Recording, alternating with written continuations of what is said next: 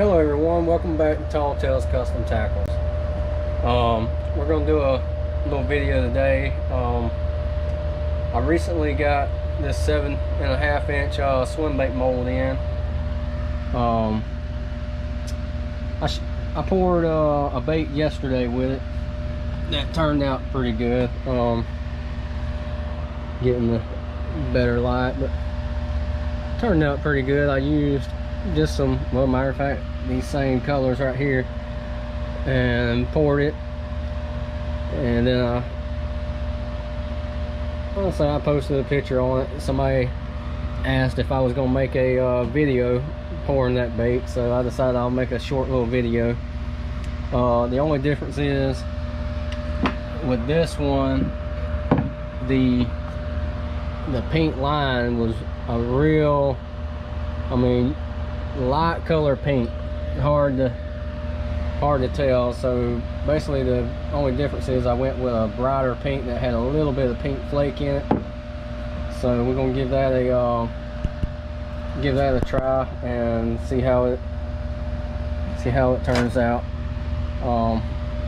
Stick that one in there. The only other difference is on the top side, I'm gonna add just a little bit more black flake. I mean, this one has a little bit in it, not too much. Try to get where you can, but not too much.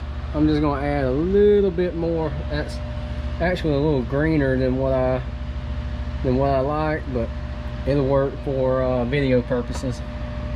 I like my trout, I like them to be a little more translucent, see-through on the top. Anyway, I'm just gonna get this camera set up. It shouldn't take too long to get all the colors. There we go. We'll try it right there. And once I actually start pouring, I'll hold the camera and try to get a better angle. Give that about another minute.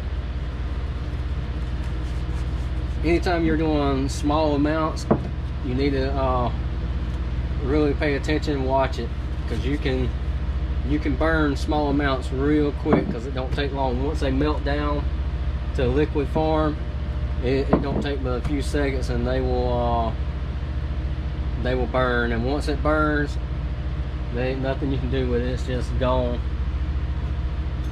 It'll actually stink real bad and turn like a terrible color, and I mean, it's just horrible. You have to pretty much throw it all away. So do small amounts, real small amounts, and that really don't need much more time. Finish breaking it down, and then we will go in the vacuum chamber, and it will be. And technically, you really don't even have to use the vacuum chamber when it comes to doing it this way. A lot of times, the heat from this, I help draw the bubbles up. So you really don't even have to use it.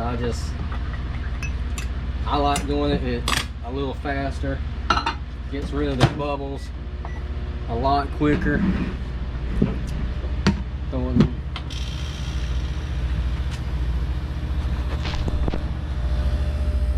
it in there. Like I say, this is my homemade vacuum chamber, and it works well. That glass needs to be clean, but you can see it draws out all the bubbles. It really works well.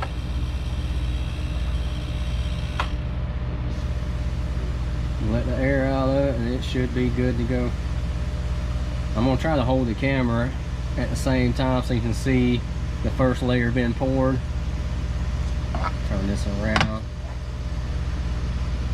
It just makes it easier for me having the tail facing me. But alright. And that gets pretty much all the bubbles out. Alright, let me see if I can. This is tricky trying to watch it and do it at the same time. And it's really up to you as far as how full you want the belly. I mean, you can bring it up as high as you want. I just basically want it up high enough to fill in, just like that, just enough to fill in that very back little spot. I spilled some up the side right there, which is not really a big deal, but I mean, it'll show up. I might actually try to clean that in a second. Let's see if this right here is about ready. Run that a little bit longer. Oh, I'm gonna attempt to get that little bit of overflow off. It might be a little bit of pain, especially on camera. Doing stuff on camera sometimes is there. That wasn't too bad. But a lot of times doing something on camera is a little harder. It seems like it anyway. Really, it's not, but it just seems like it's harder to do certain things like that. Alright. Throw this one in the vacuum chamber. I'm gonna try to make this video, you know, short. I'm gonna get it poured and then it's gonna have to sit for a little while, but we'll take a break during that period of time. So I'm gonna try to make the video no more than about 10 to 15 minutes. We'll see though. I'm gonna keep it running. We'll see. I get long-winded and start talking, but anyway, try not to make you dizzy with all this moving around. I got to get me a better little tripod for this thing. It won't work on my, well, I might try to rig it up. I got a better tripod, but it's made for a camera or cell phone. I might have to see if I can rig it up to work with this GoPro. I'll heat that up about 10 more seconds. Oh yeah, that's good. See how well we can do this next layer. Alright, see if I can do this on camera. I'll say it is a little bit harder to, because you're trying to watch this, but at the same time you're trying to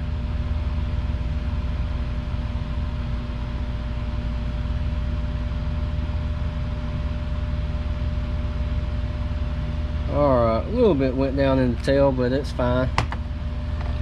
Overfilled it just a little bit to where it actually goes down in the tail a little bit, but it ain't, honestly, it ain't that big of a deal.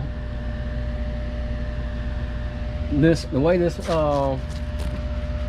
mold is actually designed, they done a good job with it.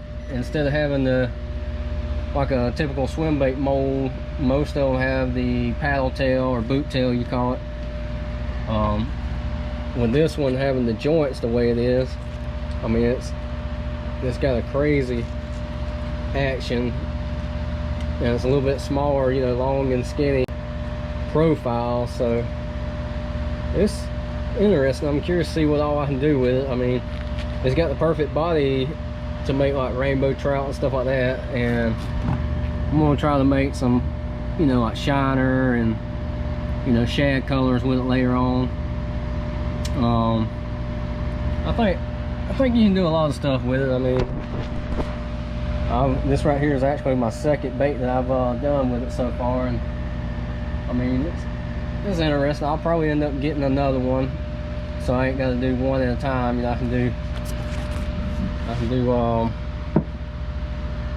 two of them at least. They're just so expensive. I mean, $150 a piece just for one mold is a lot. I mean, I got these puds. I end up buying 4 of them. You know, I really like them. They're a lot fatter, short, 3.5 inches, and the possibilities with these are endless. I mean, they're perfect. I'm gonna actually try to do a bluegill pattern sometime. I might do it today or later on in the week. I'm gonna try to do a bluegill pattern. I actually saw World's Worst Fishing done a video where they done a bluegill pattern with gold flake, that foil. They done it with a 6-inch angling AI mold. I don't currently have that one yet. I mean, I bought 4 of them, but I don't have them yet. They're still in the process of being made or in production, so I'm gonna try it with some of those. I actually got some foil. My wife actually had some that she wasn't doing anything with. She had bought for a craft, and so I'm gonna give it a try. Like I say, I don't know if I probably won't do it on video today, just because I mean, hell, I hadn't done that pattern yet, so I'd like to try to do it at least one time to see how it turns out before I try to make a video of it, you know. Sometimes I like to get a good idea of what it's gonna look like and all before I post. I mean, I'll do a video sometime with something brand new that I haven't tried yet, but with this one right here, because I've never worked with that flake, and by what I understand, it's very tedious and can be a pain in the butt. So so I don't say a few choice cuss words on camera. I'm gonna try to try to do it beforehand. All right, come on, get this out, see how. Oh, let's see if I can get the angle right. Alright.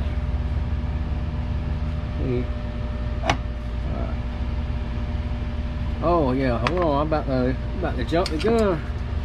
I was gonna add a little bit more. Black flake to this one. There, that'll work. Just a tad.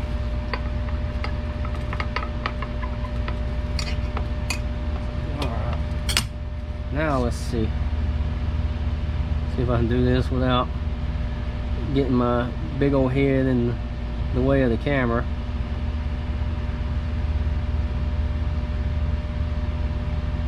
The struggle is real when you got a big old dome. My wife tells me all the time I got a bowling ball head, which I know I got a big head. Alright, we got her almost.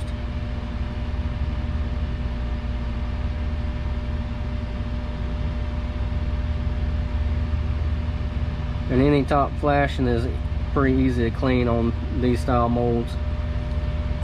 These aluminum molds are very easy to clean when it comes to overfill at the very top. I mean, very easy to clean. All right, well, this video will probably be closer to 15 minutes.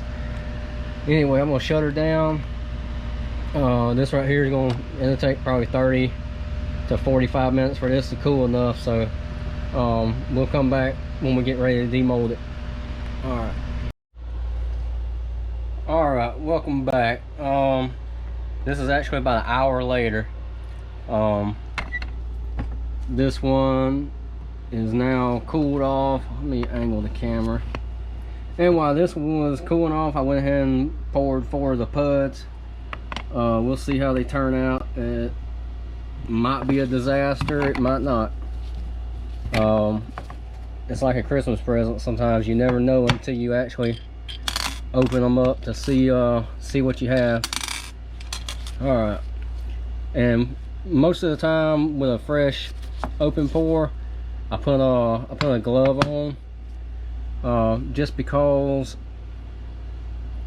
sometimes, especially when you just pour them, sometimes it takes a little while for it to be where you can touch it without leaving fingerprints. All right, that ain't too bad. Like I say, we had that little bit of pour over in the tail where the paint ran over the edge a little bit. I could have tilted the mold more to keep that from happening, but it ain't got to be perfect every time. But see if you can see some of that paint flake settled a little bit, but not bad. Hey, not bad at all. With this bottom being more clear, you can see some of that paint flake settled in. That was just some stuff I already had. Personally, that vein, I'd rather do the vein without flake, just because the flake will slowly sink. But anyway, that was the video on that. This bait is pretty neat. I'll try it when I go fishing, just to see if I can catch one on it. I think it would be a decent fish that would grab it. I'll glue some eyes to it here in a little bit and see how it looks. Putting this back together.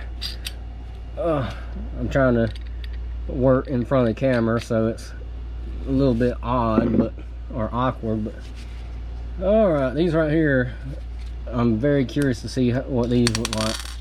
I've done these different than I've done before, so a different pattern than I usually would pour, and my goodness, wow, I like that. It actually turned out better than I was expecting. Kind of like a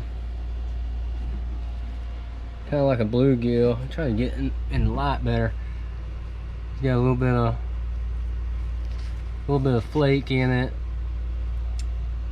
Orange belly, a little bit of, well, you can see more in the tail. Got a little bit of the little bit more of the black flake. Let's pull this out.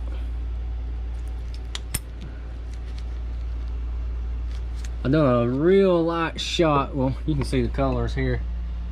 Kind of like a purplish blue orange, but the purplish blue is just it's so light I can't even see it on the camera, but I can see it in person. Right there you can see it a little bit. It's just right in the gill plates, you know, just enough to give it that little illusion of like a bluegill. Stick that to the side.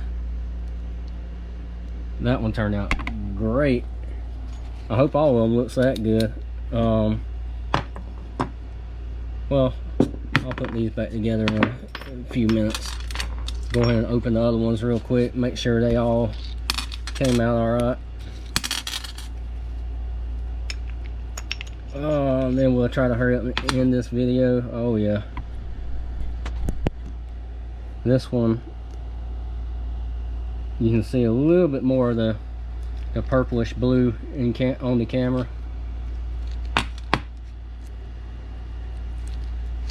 Yeah, just a little bit more. You can really see it when you hold it up like that. I can see it in the camera, but in person you can definitely see it. There we go. Look, man, those look good. I didn't want to try to shoot a video, and I'm glad I didn't shoot a video of these, because I tell you, I spent at probably about an hour, maybe not quite an hour. I spent probably at least 45 minutes doing these, because it's so time consuming, especially with the that little foil flake. That stuff is very tedious. Come on. There we go. That stuff is so tedious. I mean, it was like a pain in the butt to work with. I actually, like I say, I got the idea off of World's Worst Fishing.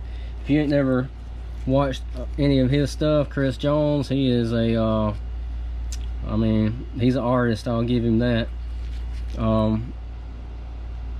He is gifted when it comes to pouring baits. Of course, he's been doing it for a long time though, so I'm very impressed with some of the stuff he does. I've learned a lot by watching his his channel. So he's pretty good about explaining things. The more I learn, the more I do, hopefully I'll be able to teach somebody, you know, some stuff one day. I mean, that's what I'm trying to make some of these videos for, just try to show you that you can be fairly, I mean, because I don't know everything, especially I'm very new to the open pour stuff. I mean, this is very new to me.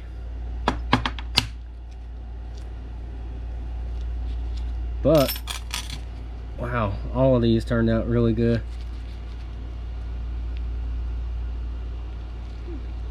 They turned out great. I don't know if I'm gonna put eyes on them real quick, and then I'll come back and show you how they look with eyes on them. Alright, I just put it on this white background just to try to give you a better idea. But man, turned out nice. And this one right here looks pretty good. There's the eye I put on that one. But man, I'm just blown away with how good the bluegill ones turned out. That's just crazy nice.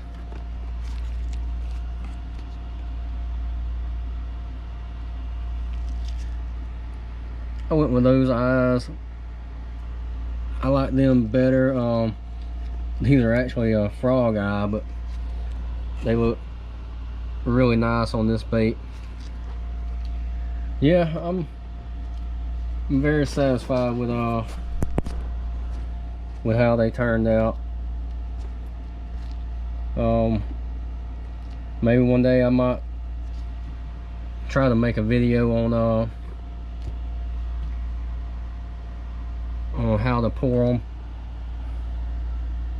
The smaller the mold, the more difficult, I'll tell you that. I know that, but when I get those 6-inch molds in, I'll give them a try. But anyway, we're gonna close this video out. I originally said I'm bad about it. I originally only said like 10-minute, 15-minute video, but it's probably gonna be closer to 20 minutes by the time I add all this to it. But anyway, if you like the video, hit the thumbs up, subscribe, share it with your friends, put the word out there. I mean, I appreciate it. Go to our Facebook page, Tall Tales Custom Tackles. Anyway, enough of me rambling. Thank you for watching. We'll catch you next time.